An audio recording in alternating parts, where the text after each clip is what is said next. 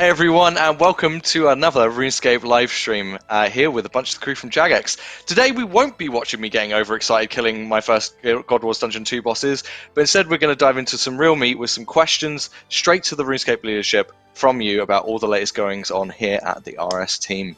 Joining us today are Mod Warden, Hey everyone. Mod Osborne, Good afternoon, everyone. and Mod Mike. Howdy.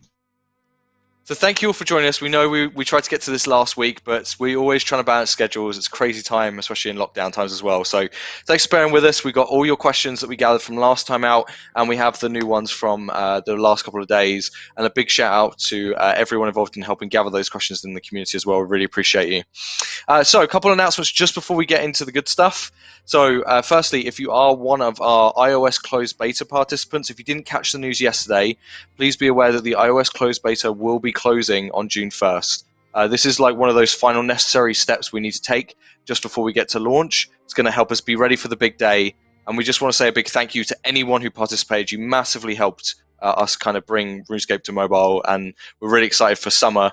And there will be a date, it will come, but for now, thank you very much, and we'll tell you more soon. Don't forget, you can pre-register, so once the closed beta is over, you can go and pre-register. Not only will that get you a notification when it's available and released, but you're also going to help us get to that goal. We're already at Tier 3, you're smashing through the gates. We know you're going to get to that Tier 5. You've been rallying people from all across the community, so keep it up. We know you're going to hit it. And then finally, just another thing on the OS front, if you didn't see as well, we're also shifting the requirements. So if you're in the beta, you may be used to some slightly different requirements. We will be requiring you to be running iOS 14 or higher on mobile. So this is part of some steps we take to really make sure that we're delivering a really awesome experience for everyone on every device that we allow on RuneScape Mobile. So make sure you have iOS 14 at the ready if you're looking to join us this summer on mobile. Right. That's it from me. Just a couple quick updates. Let's get to the leadership, the people you're here to hear from. So, Mod Warden, got to go to you as always.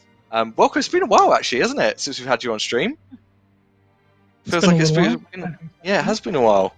Why don't you kick us things off by letting us know some of the major headlines of what's going on at the studio right now? What are the kind of the key things that's been happening here with the RuneScape team? Yeah, let's see. So I would say top of mind at the moment is our mobile launch. Getting close to share some information there. That is the biggest thing in front of us right now. You know, coming off of March and April, had no plans for that popping up, but really happy how that was dealt with, and again the patience of the community was really paramount to that. So that was the kind of key thing. The other bit is that, you know, RuneScape is growing like mad still, and with mobile, that's going to kind of put that into the next kind of tier of growth. A lot of momentum that is built up off of last year's Steam launch. But while we do that, it's really about the delivery of content. So that it's like, probably recall almost a couple of years ago now, I talked about the batting average on delivery needed to go up. Delivering at a more frequent pace. We're in that sphere right now where we got a couple headliners a month, but really it's delivering more content so that player value can go up, and that we can be really balanced with what we do commercially, right? Because I like to secure a nice future ahead for RuneScape. The biggest narrative arc this year is Elder God War Dungeon, and we're just seeing the beginnings of that. So if you feel like it's not that exciting just yet, there's plenty more to come. And when I look at the roadmap throughout the rest of the year, thereabouts, we're delivering something Elder God War related, maybe every month thereabouts, give or take a little bit. So that is also top of mind. Modernization and beautification of RuneScape started made some good headway there. We're showing some of the progress on the avatar right now, trying to figure out where we can get the avatar improvements in a great place so that we can put it in front of players, and that they would be relatively happy with what we have. There's a fine balance there, right? Because when you do beautification efforts, you sometimes are in a place where there's some of the old stuff and some of the new stuff, and how do they stack up against each other? Are we making RuneScape more beautiful, or are we still kind of making it a long history of bolting things on, right? So we're trying to figure that out, and what the right balance of there is. With the things like the log and lockout issue, this kind of falls into the bucket of dealing with technical debt. We've got years and years of technical debt to deal with. With that, we have to invest in some key areas. And looking at the performance of our server code, looking at the performance of our game client, looking at how all of the operations of RuneScape are working, including things like account security, right? Like we need to spend time in these areas, because if we don't deal with it in the right way, I want to avoid bigger problems, right? Other areas, is fixing broken windows and delivering on quality of life. We've had years of things that build up and really annoy players. This is why we erected the Ninja team, to kind of help focus on these areas, but we can do more in so many other ways as well. Those are kind of like the biggest themes. But yeah, right now it's mobile launch. That's where our focus is. Awesome. And yeah, I know another big focus for us is, and you touched on it a little bit and alluded to it, is Elder God Wars. And I feel like Mr. Mod Osborne himself is probably going to be the perfect person placed for this. We write some notes to help us kind of like know what the flow of things we're going to talk about just before we get into all your questions. And the way I've described Mod Osborne right now is, you must be like a bottle of fizzy drink that's been kicked down a flight of stairs right now. I don't know what's happening in my brain, but the point I'm getting to is there's so much going on that I know a lot of it we won't be able to share in detail. Seeing the sprint reviews, I'm like that. From what you can share, what's going on from a design standpoint over on the team? What's everything that's going on with your side of the fence? Yeah, certainly historically, I've been used to just kind of splurging information everywhere, so I know exactly what you mean. But no, like, if I think back to probably about a year ago, there was a few of us on the Elder God Wars train. There was like me, Mod Jack, the concept artist, and we were just, laying out what we wanted to do with Elder Gods. And now I just look how far we've come, and every month we've added somebody else to that train, and now everybody's on it. Like episodic content, there is not a single developer, artist, QA who is not working on Elder God Wars, and that's just exciting. And there's a real buzz about the team, and it's really nice now to officially say the players also on that train as well. Like you could probably, I remember reading some of the kind of social posts, I think it was on Facebook, saying, "Is Elder God Wars really going to happen? Like, is it genuinely? Is it going to happen this year?" Like genuinely, definitely, it is happening, and we have started that momentum. So you could consider Azzanadra Quest probably as the prologue. And the Battle of the Monolith is our way of just starting that momentum barreling forward. It's great. I mean, you can consider... I know there's been a few comments about Battle for Lumbridge, but it really is a microcosm of Elder God Wars, in that we want it to escalate. It's going to change and shift over the coming weeks. Different factions, different entities will come in. The story will progress. And that really is kind of what is... as I say, in microcosm, about the whole of the Elder God Wars dungeon. You're going to be the centre, the epicenter of this war, and that war is going to escalate, it's going to grow, and we're so excited about that as prospect, and the team are well on board.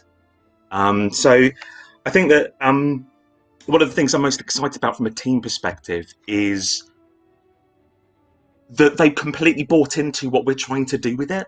I think that you can see this across the whole of the year. God Wars dungeons in the past have aimed for one particular kind of player and hammered it, like really released a lot of bosses and slayer mobs and combat situations for a singular kind of player. But Elder God Wars is all about serving everybody.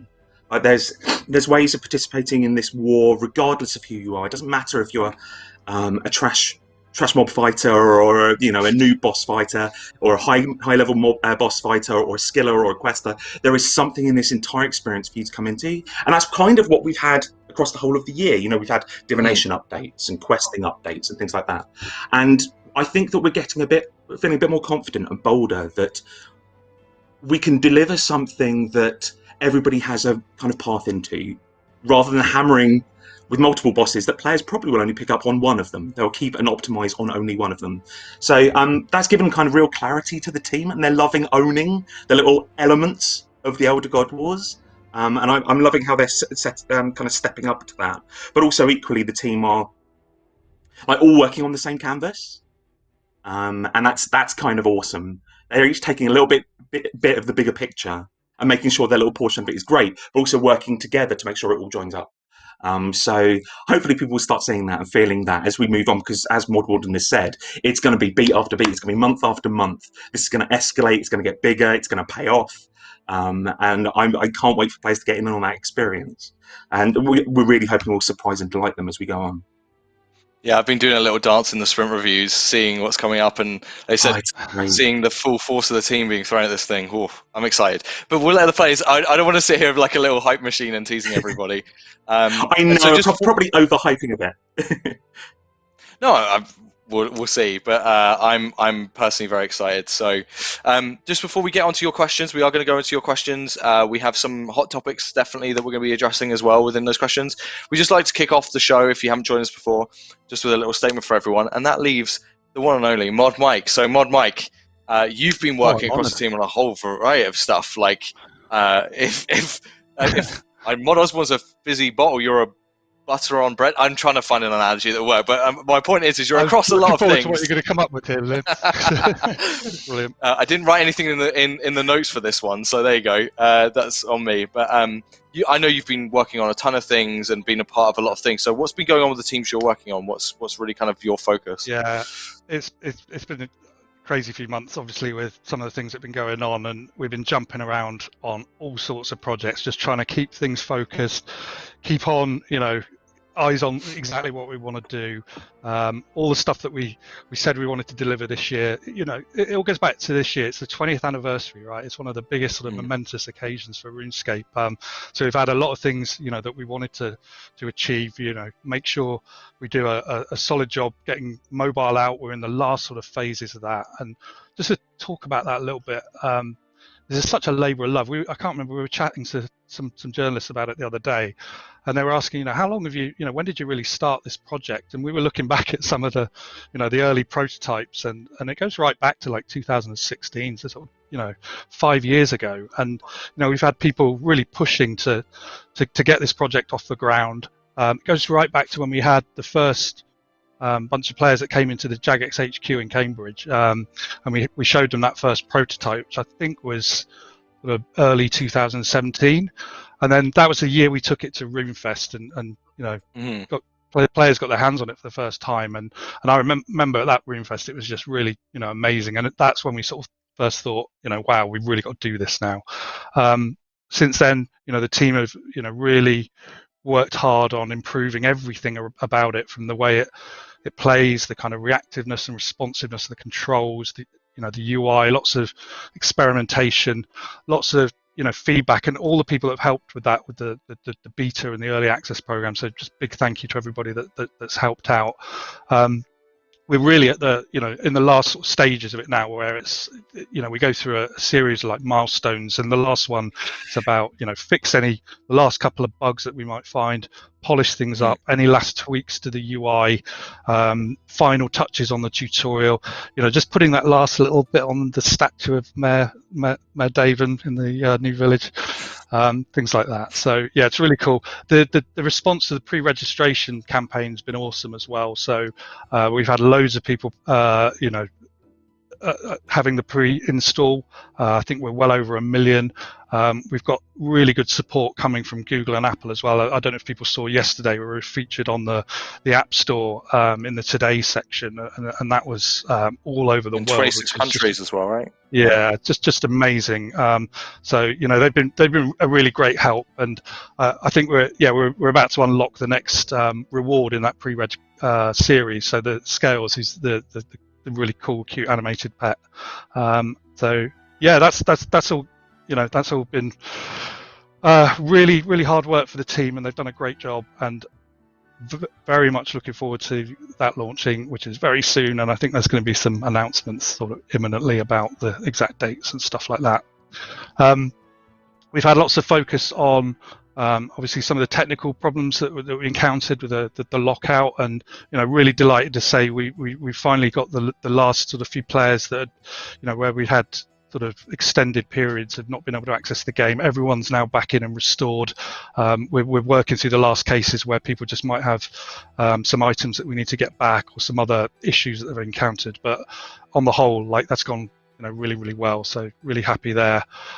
We've got stuff happening with live ops. They're pushing out more events. We've got like a sequel to last year's Yak to the Shadows, which I think is called Yak to the Light, and has some really cool Seren themed goodies.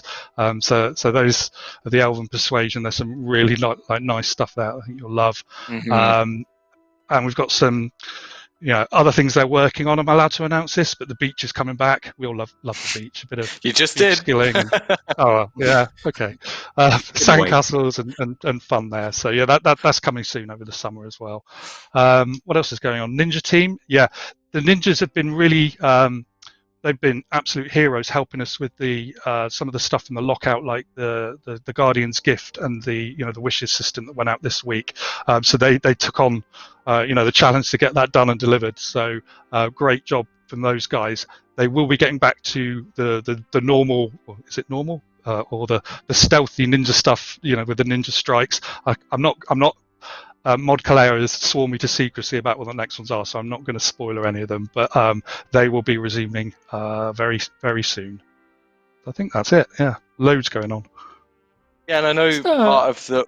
Oh, sorry, you go, Warden. Yeah, just to add on to the mobile bit, I do read a lot of the posts and concerns about things like the quality of the servers and the quality of the experience and everything. So just know that I'm paying attention there. When I discuss this issue with my team, we've got capacity. Capacity is not going to be an issue for mobile launch. We're pretty happy about where that's at. As we kind of continue to move on, though, I think there are other good opportunities for us to improve performance, especially for folks that are in this that want a faster, better PVM experience. Right? That's where I see a lot of the concern around is how is this experience going to look. So how we cap and set our server limits. I believe that it'll be the same experience that we had with Steam. Relatively balanced. We're trying to take a balanced approach here. I'm not in a scenario where we're going to be erecting PVM only servers just to kind of make that clear. This is not the time to do that. I can look at the big picture though, right? Look at the big picture, and it's not just about capacity or the CPU that we have on the servers. It's all the corresponding servers and the architecture, and similarly, like the architecture of our game that was in the midst of the login lockout issue. All of these elements and facets need to be looked at. You need to look at the server code itself, right? Because that's a large part of the problem. I can buy the latest, greatest, hardware on the planet, and we may not be able to have the experience that we're going to look at. So this is just going to be an ongoing piece. But you look at kind of the key themes that I talk about, which is dealing with tech debt, fixing broken windows. This is one of those areas. So if I was going to kind of it's like maybe this will make it easier. It's like I'll throw a Warden promise out there, right? I hear you. I see you on this one. This is a really, really big problem and challenge, because especially with the things that I see with mobile and where we're getting our traffic, I might have a different global audience that I have to address, and I have to look at it more holistically than just that. But there's maybe a new way we talk about this. It's a Warden promise. Give me some time. So actually, I want to go back really as well. good point though. So I was just gonna chime in again just on the mobile thing, because like bigger picture, you have to remember what we're trying to do here is something pretty out there. To bring out a game the size and complexity of RuneScape and put it onto a handheld device, it's a real achievement, and I don't think we should play down the level of technical challenge and achievement that represents. A lot of people would say we were crazy to even try it, and in a lot of ways that was why it took us so long to kind of get it off the ground and to get it to happen. But it's really groundbreaking stuff, and to have that full experience of RuneScape with everything functioning, completely cross-play, so you can take it from your experience on desktop, on PC and Mac, and then take it on the move on your phone. I think I'm just really proud of the team to have been able to deliver that. So I just wanted to put that one out there again. Awesome.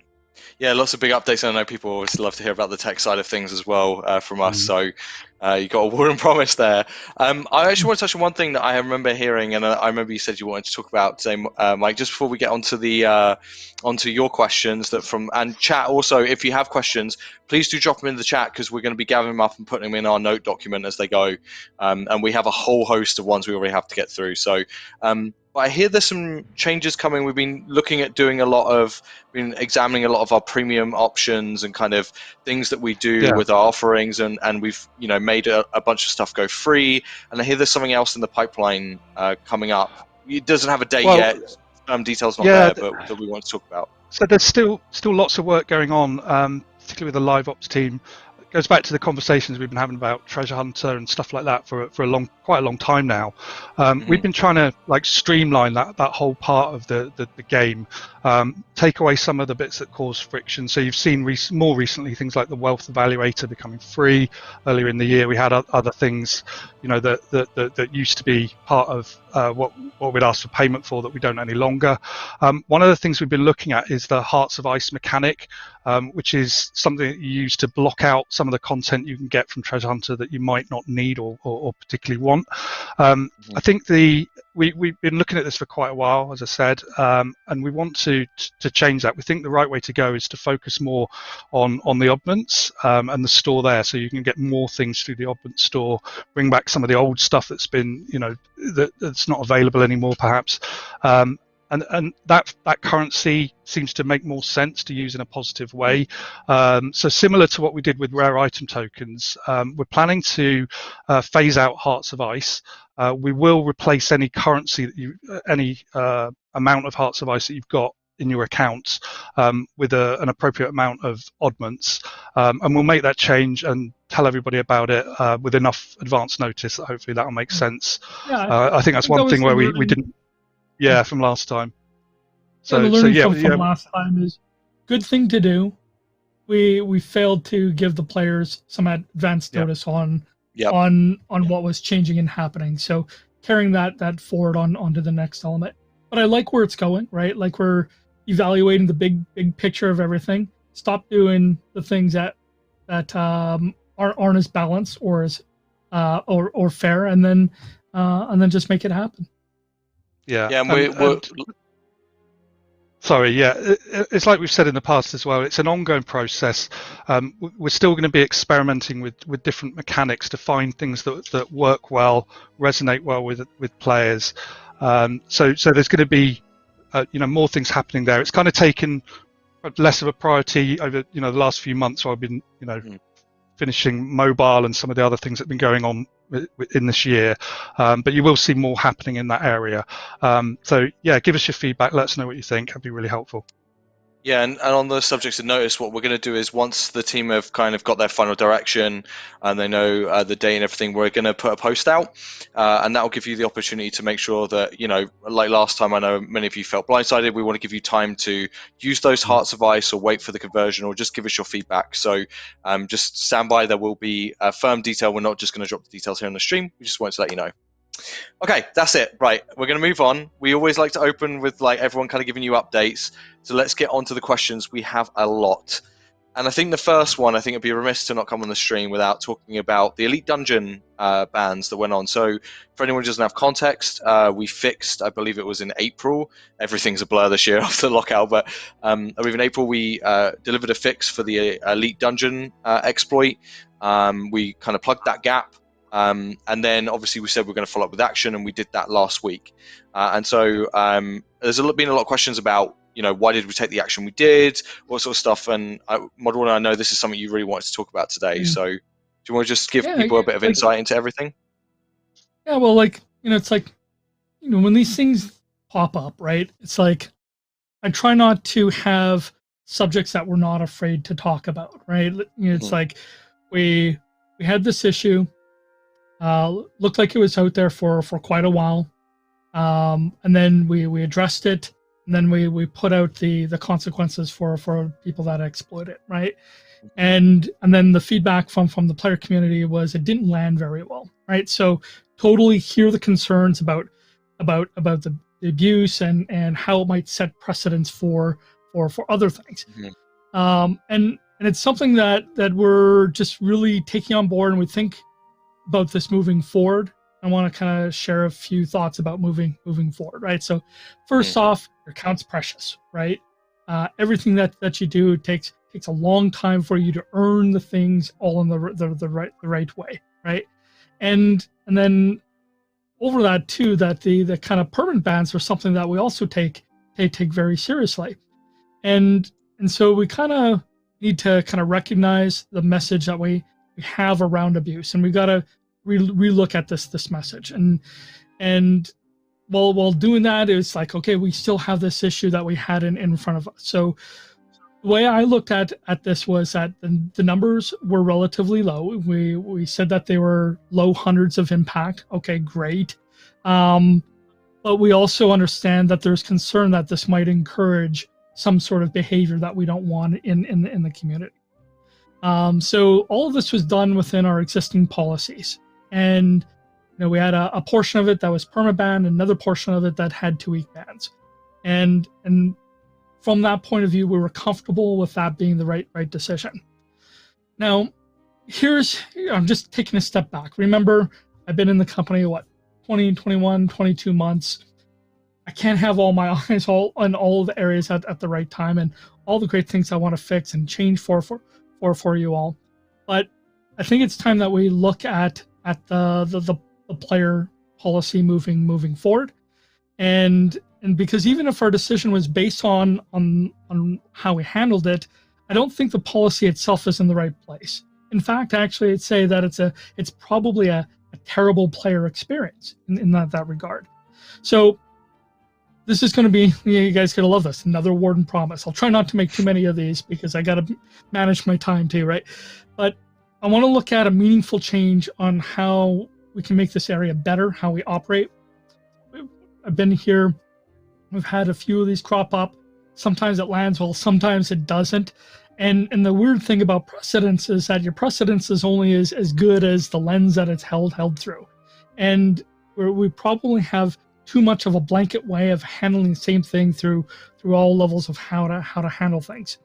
So definitely want to go look at how we operate, what our policy looks like, how do we respond to exploits. There's also a timeliness aspect of this, and I've asked the team to provide better visibility on especially the areas of exploits.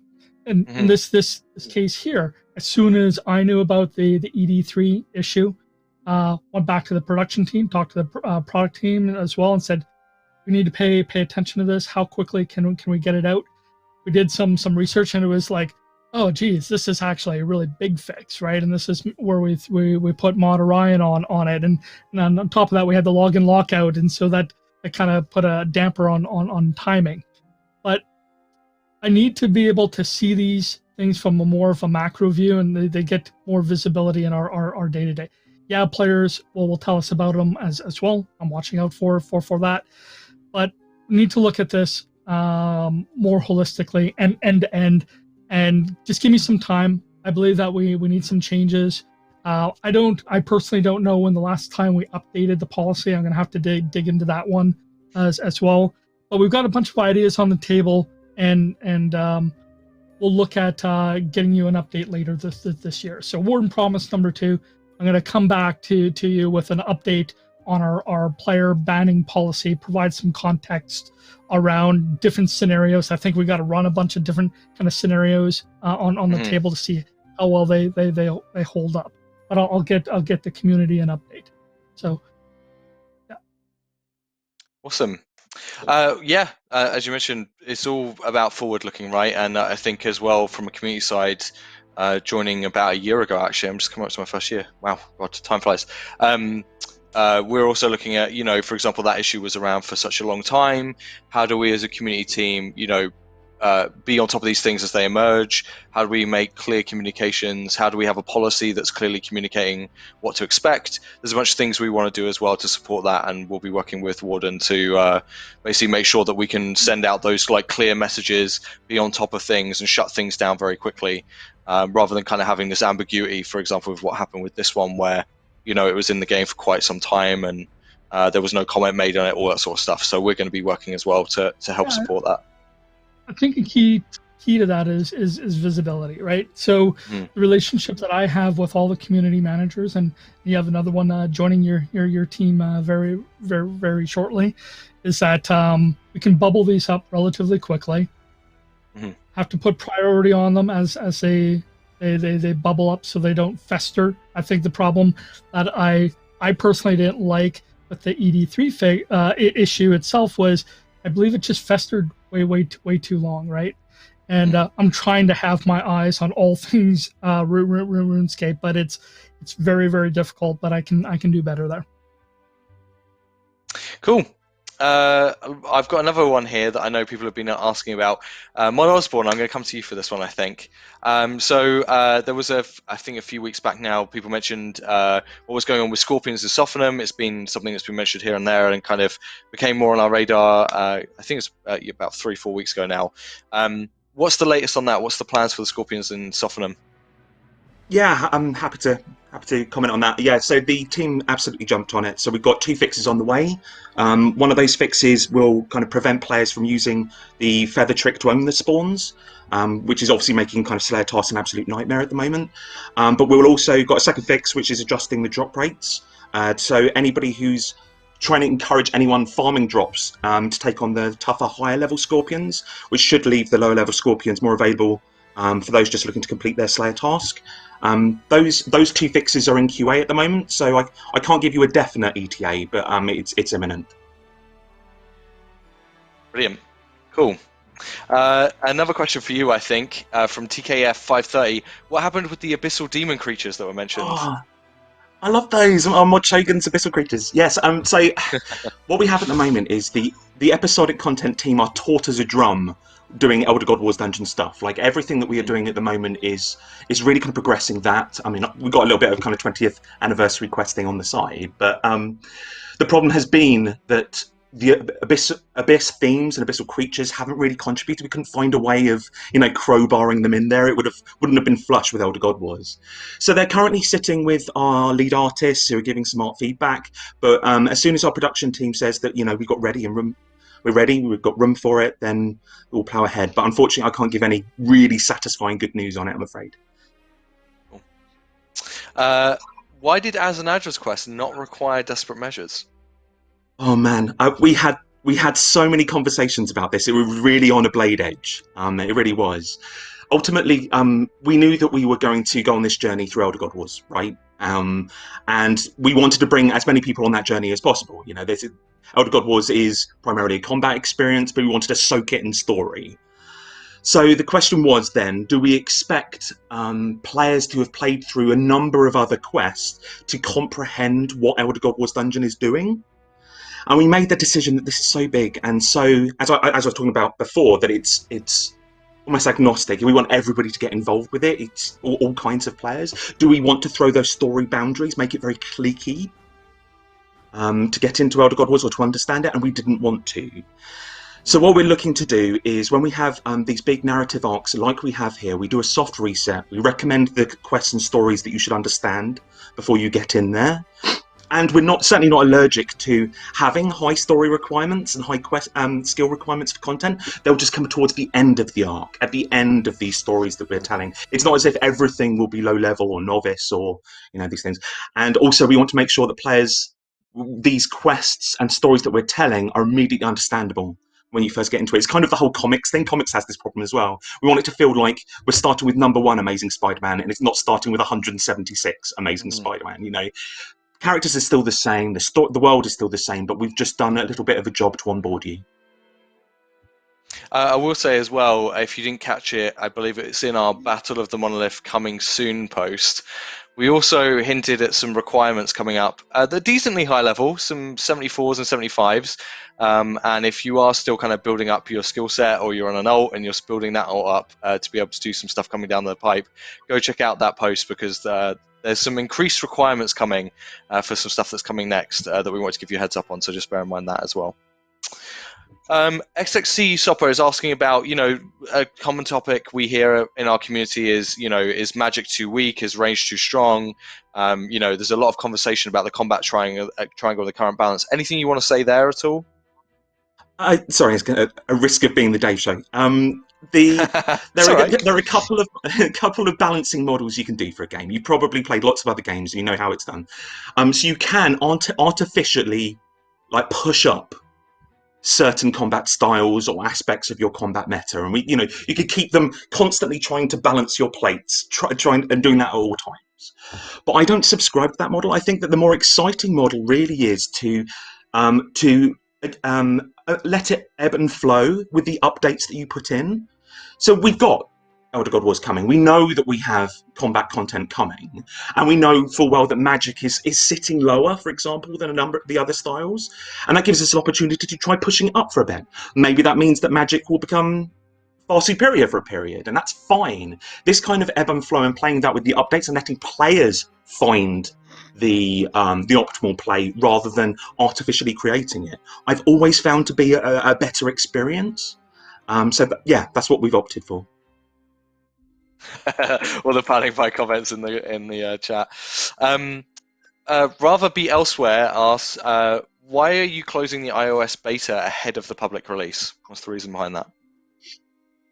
Yeah, I think I can answer this one. So on iOS, there's a different system to Google for running beta tests. You use an app called TestFlight, which allows a certain number of testers into the system. Unfortunately, there is a cutoff point where we have to bring certain systems on board, test them out as part of that go live process.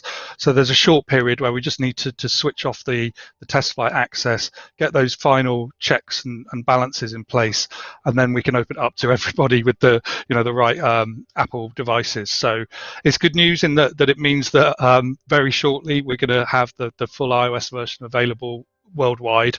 I'm just sorry, it's just a little bit inconvenient for anybody in the meantime, so apologies for that, but it shouldn't be for very long.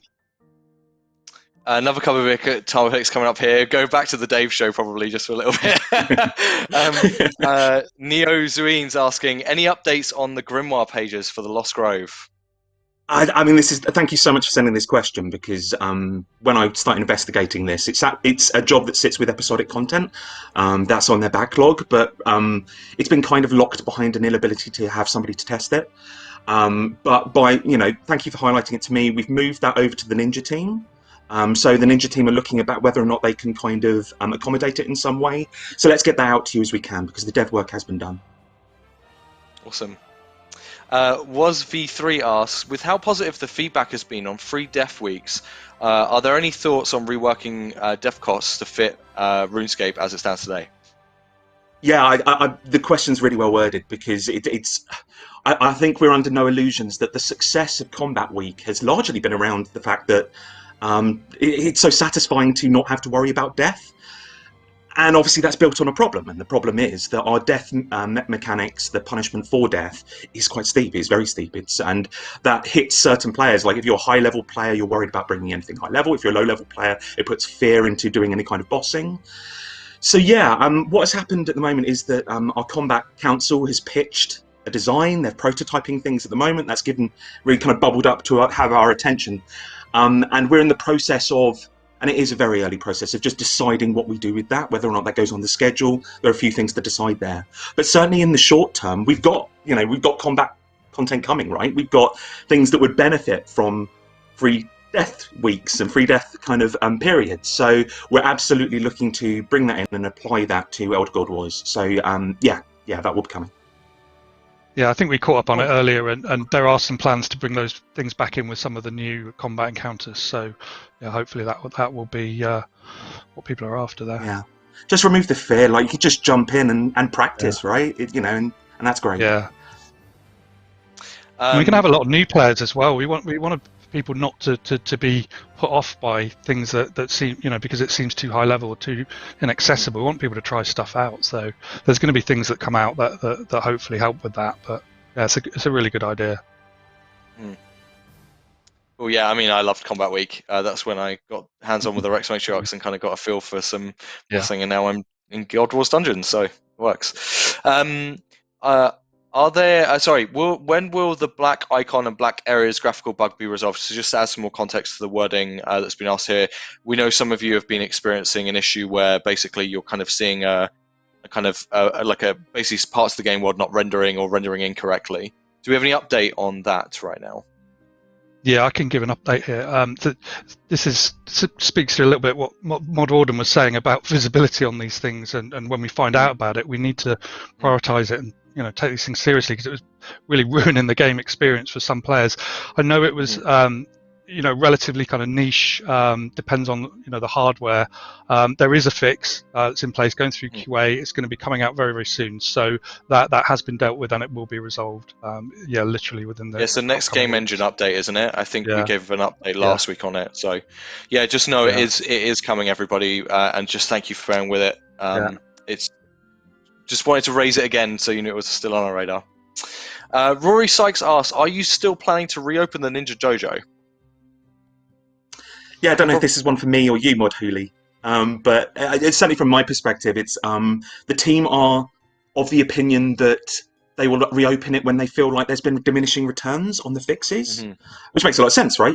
As soon as they're not hitting complete top drawer, best fixes, real quality of life improvements, then we'll reopen the dojo. But at the moment, we're still feeling that it's good. The strikes are strong, but as soon as we get plans to reopen that dojo, obviously we'll get hold of you and let everybody know and get some more fixes. And I think as well, like RuneScape fans being RuneScape fans, I think they said they have 4 years worth of fixes that passed the dojo or something like that. So you have not undersupplied us by any means, that's for sure, RuneScape community.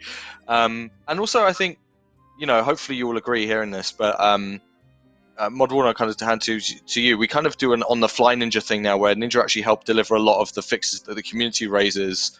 Your broken windows, as you call them. Like, we're trying to be more reactive that way as well, right? In the development process. Yeah, for sure. It's taking what's hot at the moment and what bubbles up in a lot of different avenues. So we take all of that in consideration. Yeah, and I think actually I just want to add to that whilst we're here is something you've probably heard a lot everyone say is visibility, right? And I know sometimes when we respond to a thread on, say, Reddit or Twitter where something's been raised and they're like, oh, it's been around for a while, it's always good to put these things on our radar. Like, whenever you come out and you go, oh, this is an issue, for example, the Sophanem dungeon stuff, there's so much going on at the studio that it's sometimes just good to kind of rebubble up that stuff and reheat it, and for us to be like, oh, this is an issue we need to go address. So just cheers for doing that. It always helps. It's not a case of, it's probably been logged somewhere. It's just we always need that help and constantly prioritizing. It's a living game. Things change every day, and it just really helps us. Okay, sudo rm rfss rs even says, asks, when the login logout was happening, we stated there wouldn't be an impact to content releases, but sudo feels like this hasn't been the case. How has the login lockout impacted our development in the end? I think overall, a roadmap. Yeah, go ahead, Matt. Well, I was just going to say, I know we said we wouldn't move around any of the kind of key releases, so we wanted to keep to the things that we had planned over the summer and those bigger beats. But we did make some adjustments just based on things like, I think Rex Matrox was the first one where we felt it would be, or you guys told us it'd be really unfair if you put that boss out in front of people when a section of players couldn't access that content on launch day. So we did shuffle some stuff around, but I think on the whole, the bigger scale plan and the main stuff that we've got planned for the remainder of the year is pretty much as before. It's taken a lot of effort from a lot of teams and a lot of our attention as well, but I don't think it's had a big impact on things like the God Wars dungeon. All that stuff's coming out as planned, things like mobile. So I think we've done as close as we can to keeping that. Is that a Mod Warden promise as well? I don't remember. I see. I know we tried to bring in the wishes system a little earlier. That we need a little more cycles on it. Just polish it up. As you're trying to get something out the door that can be meaningful as quickly as possible. But we did delay that one a little bit. Needed a little more time to cook in development and test out and balance. I think balance was the really big element there. The impact to say God War dungeon, not really anything of notable there. Like there wasn't, I'd say, gosh, it would be micro things that really didn't make much of a difference. Just kind of trade this thing out for that thing because it's more ready. But we just tried to keep it as normalized as possible. Cool. Sorry, so here's one. Beautiful B4090 asks, when Elite Dungeons were first released, Jagged said they had been created in a way that making more in the future would prove to be quicker and faster. Does that mean there are any plans to ever do more? Yeah, so Mod Orion and Mod Sova, I think it is, are fantastic at creating systems that we can reuse, and the question is absolutely right in that it is a lot simpler to produce that than other content. So it's a tool we've got. It's something we've got in our arsenal, which is great. You can imagine that we've contemplated it for things like Elder God Wars. I'm not going to dive into that any more than that. But yeah, absolutely, it's something that we can use. Cool. Another one that I'm sure is going to be a very short answer, but Arcana RS asks, can we expect any high-level bosses coming out this year? Yes, you can. I guess that's as much detail as we go into on that one. And I know we don't tend to talk about forward asking things, but there are a few in here that I saw common themes on, so I wanted to throw them out, even though I know, as many of you do watching, that we talk about content when it's ready, which proves to be the best way to do it, which is 101 Perry and many others asked, will we see any old quest series being revitalized this year, like the Gnome series, the Monkey series, or the Penguin series? Yeah, this is an intriguing one because we love those characters, we love those quests, right? They're fantastic, but obviously we're also, shooting for the stars with the Elder God Wars, and we're going for these giant beasts trying to tear up the entire universe. So, you could probably see our approach in something like Azzanadra Quest. Azzanadra Quest featured the Temple Knights, it featured Ariane, it features a lot of the factions and stories that you love. So we're weaving it all in, but we're not. There's no plans so far this year to have dedicated, bam, that is definitely a gnome quest, or bam, that's definitely a desert quest. It's just, this is all part of the RuneScape weave, as it were. Everything's in there. So you're saying the Penguins aren't behind Elder God Wars? Yeah, Jazz will rear up using his penguin legs. Yeah, yeah. Spoilers. Nice. So another big question I know a lot of people have is Zachary's asking, why did we decide to move the map to the bottom right on mobile? And is this something we're planning to change based on feedback? Well, I think I said this earlier. There's loads of things we're testing with the UI and the the interfaces on mobile, and it's mainly to make it as easy as possible for most people. What's familiar isn't always what's always the easiest, but we did listen to the feedback, and I know a lot of people found that particularly jarring. So we are planning to put it back so it'll appear at the top of that bar, that panel on the right hand side.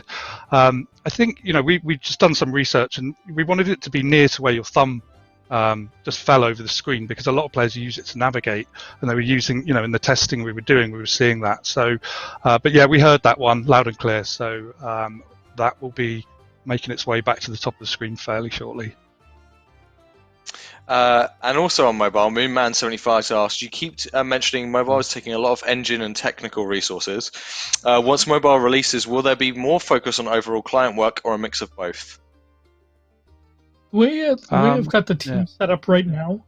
I'd actually say that it doesn't really detract from what we're trying to do in other areas, because I'm building up these initiatives in the most balanced way that I can, because I just don't want to fire and forget mobile, right? And then not return to mobile. I want to grow the client like we're growing the desktop client. It's important that we continue to build that up. Now, what does that mean about? It's like the worry. How do I try and take away the worry? Staffed up a lot this year. We invested a lot in RuneScape, and we're going to continue to do that. So that's one area. That's what allows me to do several initiatives at the same time. Mobile is now a thing for RuneScape. It's not going to go away. It's a platform that we're supporting, and so that means that I've got more engineers than I've had a year ago on client side, server side. Tooling is another area. We've got additional graphics engineers, and I still have open roles. So you guys can help me fill some of these open roles. So I'm not too worried about us not being able to address all the things. And even in the area of tech, it's this very specific skill set. Somebody that working on game client might be different than gameplay. It might be different than programming in Java and doing some of the server code, right? Then there's all the tech stack stuff in between. That's a totally different skill set. So it's not a one size fits all scenario, unfortunately. Mm-hmm. That makes I sense. agree. It's very specific skill sets that don't necessarily, it's not that we can just take resource from one team and put it onto things like mobile directly. It doesn't quite work like that. But there's definitely things we want to bring up in terms of priorities. Just things that making the game more secure, making it so that making sure your accounts are safe and things like that. These are things we will be prioritizing, and as well just the overall look and feel of the game, how responsive it is. I know there's things we've tried in the past that we're still have almost in the backlog of things we think could improve there. So we're going to get to a point very soon where we're going to have a fresh look at that whole kind of landscape and which things do we prioritize next, and how can we just smooth out the rough edges, make them all game more enjoyable for everybody. So hopefully have some more news on that soon. I'm just going to go to this mobile question just because it's right after, but Eric Humphrey asked, will mobile always use a modern interface, or will there ever be legacy skin options or UI customization in the future? That's a really good question. Right now we haven't got any plans to offer skins, but just simply because there's so much on the interface that we still want to work on and refine and just ensure, again, we've got the most accessible version of the game for all these new players that will be coming in, people that aren't used to some of the, the deep intricate systems. That's our number one priority right now. I wouldn't rule it out as something we could never do, and different flavors of the UI and stuff like that are always popular, but it's not something on the kind of plan right now. And I think we're still going to have lots of work, and it's not just on mobile. It's how do we make this a smooth experience across desktop platforms too. So yeah, I think for now we'd probably not have that on the table. We have over 3,000 UIs in the game, right? And I'd like to improve those first before we take on a whole new feature. But it's really, really cool idea. I love the idea of being able to customize your UI or kind of tailor your experience a little bit better. To do that, I need to invest in our pipeline and framework for making UIs. So before we take on something big like that, probably like to do a bigger overhaul of UI in general. Make sure that we can succeed in that area too. Cool. Better Return 6029 has asked, any news about adding the treasure hunter walk animations back into the game? In this case, they're asking specifically about the assassin's walk. This is another reason why you should definitely ask this question, because I got hold of ModCam, who immediately put it on the backlog.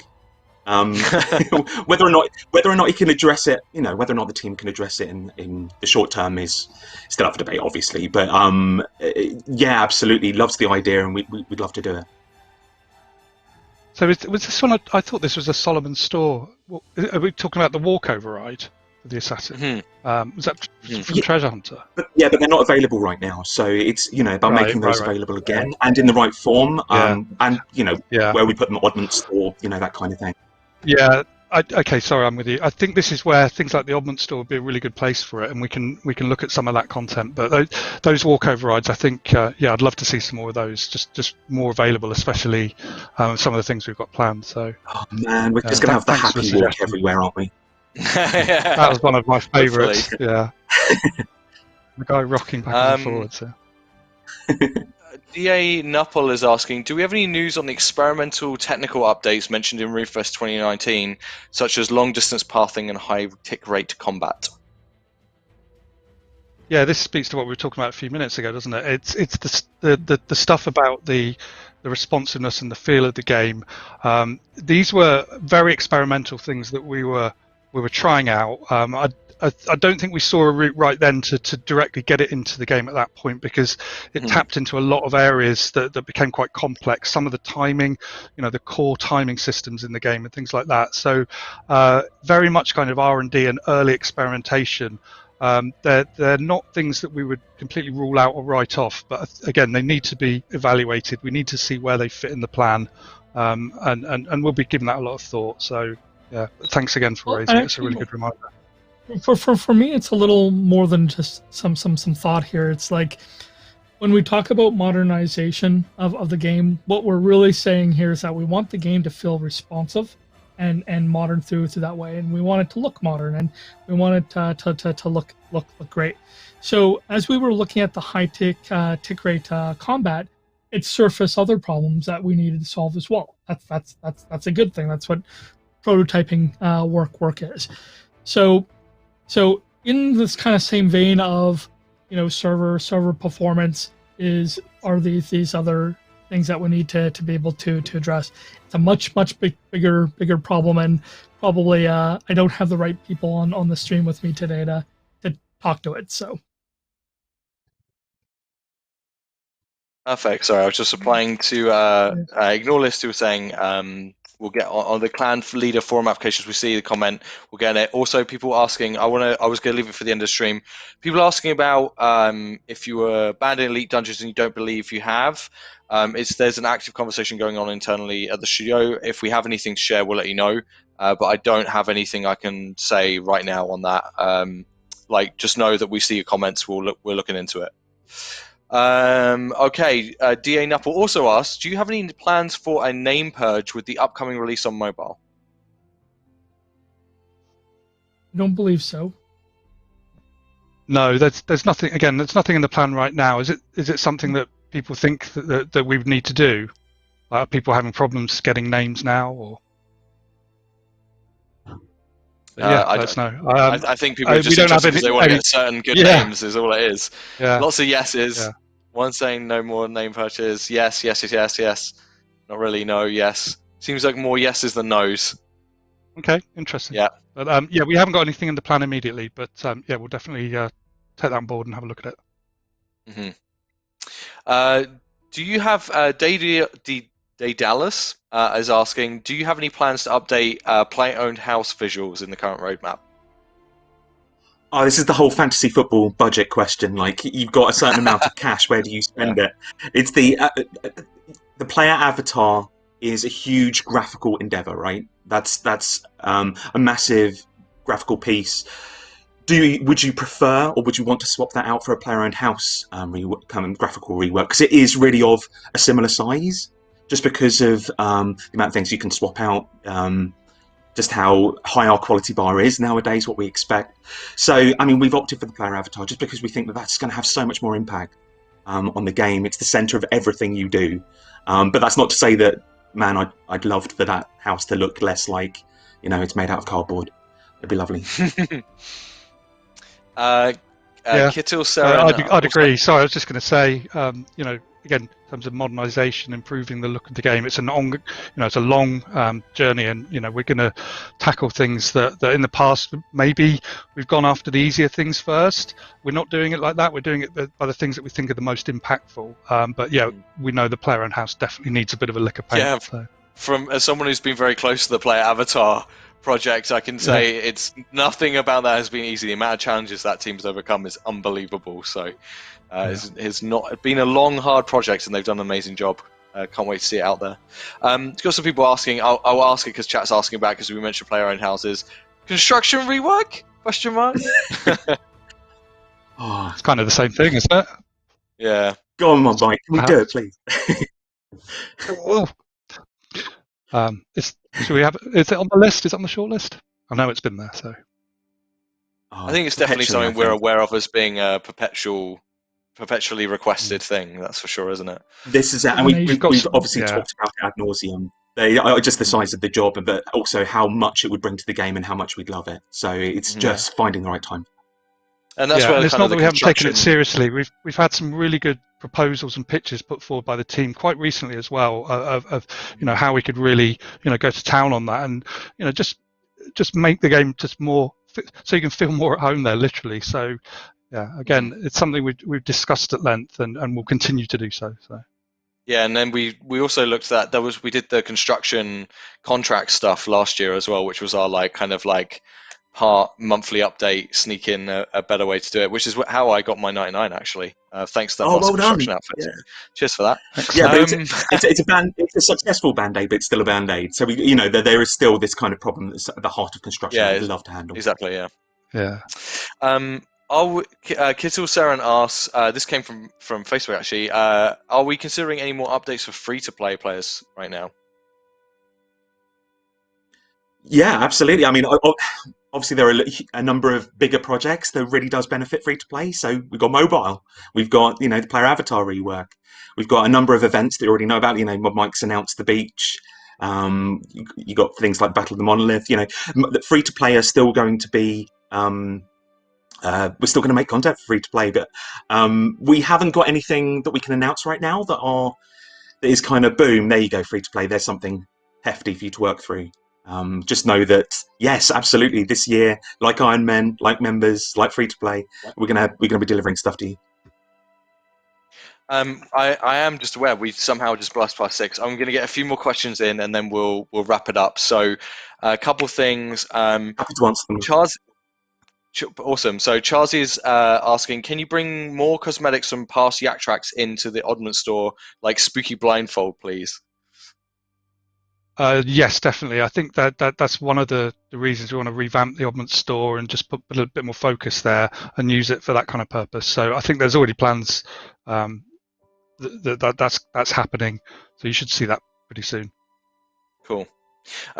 Michael asks, would or could you implement a guide into setting up abilities for new PVM players to learn and understand the functions of said abilities?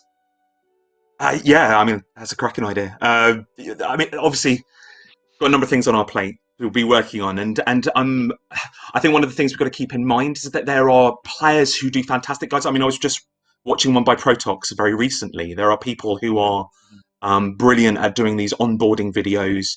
Again, dedicated to mobile and dedicated to new players. So it's not as if they're not out there. Maybe we need to surface them a bit better. But yeah, I guess what I'm trying to say is they do exist. Yeah, and we've got a dedicated team that are looking at this stuff for new players at the moment, and how do you introduce some of the more complex systems in the game. So I think we'll take that suggestion and put it to that team, definitely. Thank you. Oh yeah, spot on. I mean, what the ideal is that you're not solving this via videos. You're making your combat experience, the early game, as intuitive as possible, and that's something that we're definitely doing right now anyway. Yeah. And that was a bit of a wink-wink nudge, which I liked. It's secret things. Giovanni Magnus asks, I would like to go into writing storylines and content creation for the game. How would I go about presenting my potential ideas and plots beyond the forums? This is Oh, such lovely. a cool Do idea. Ah, how do we do this? So yeah, we're really active actually on the Law Discord. I'm sorry, Mod Healer, you probably know the exact name for what that Discord room is. But Mod Jack, Mod Raven, they patrol it daily. They love it. They chat away. A lot of players love to submit ideas and fanfic and speculate. Like, get on there. We'll chat to you. Yes, please do. Let's Bake Bread has asked, can we expect any new Slayer monsters with God Wars Dungeon? That's probably too much TMI, isn't it? I'm waiting for your body language to tell me whether or not I can say anything. I would probably say revealing specifics around GWD is definitely going to be We need a code word. TMI. Yeah, say broccoli So if I can't say anything. Yeah, broccoli. This is going to be, yeah, I'm okay, I'm not going down that road. Okay, Designation 1 said, are you going to make loyalty points ever purchasable or easier to get? Very good question. Easier to get, understand, do stuff with. I think we just need to actually just relook at that whole system again. I can't really give specifics and details, but we know it's another one of these areas that doesn't really work that well. It's on our radar for things we just need to go back and and attack it properly. So news as soon as we can on that. Any other skill reworks like the mining rework planned? Asked Golden Marshal. Oh my! Oh, that one just dropped into the script, did it? So yeah, obviously our focus is very close to Elder God Wars. So I'm not going to divulge necessarily the huge skill rework that is sometimes bigger than a skill is upcoming. I can say that we do still have plans for addressing skills in the same way that divination and construction did in recent months. There are gaps. There are ways to resolve existing skills or to address them on a skill by skill basis to really bring them up to standard that might suit. And we've got plans for those. Otherwise, I just can't say anything. Sorry. Yeah, the divination one for me was a big one. I'm doing that to get to 99 at the moment, and I really enjoyed that one actually. I know it was not a rework in the way that question was thrown to, but I like the tweaks to that personally. I'm 3CB asks, any updates coming for the Clue community? Oh, that's a really good question. It has been a little while, hasn't it? I feel like obviously we had the pets. Artemis. I can't recall anything off the top of my head that I can really talk to you about. No, I've got no good answer there. Sorry, nothing that we've got in active development. So, like you said, we talk about things when they're ready, right? So it's one of the things that we do. So we try and give you as much indication as we can. Right, I'm aware we're coming up to the production cut-off time. Warden, Mike, Osborne, anything you want to say before we wrap up? Yeah, just I love getting notes from our players. Had one today that I received and shared that with the team. So if you ever want to send notes our way, I'll gladly share it with the team. All right. Well, there you go. That was a lot of questions. Thank you to everyone across the community for submitting your questions. Hopefully that answers some of the burning questions out there and some you didn't expect. We gathered these across Facebook, Twitter, Reddit. Thank you everyone who helped gather those up or kind of give us places to go grab them. Coming up, we're also going to try and get some more general Q&As going. We haven't been getting those into the mix. We want to keep those going. So we'll have those as well as these ones with the leadership team. So look out for those in the not too distant future, hopefully. Other than that, thanks so much for watching. I'm not sure I want to say thanks for creating a safe word for me, Osborne, but we have one now. And broccoli. And I guess we'll see you next week as the next chapter of the Battle of the Monolith unfolds, and more to come. So till next time, Scapers, take care. Have a lovely week. We'll see you soon. Bye, everybody. Thanks a lot.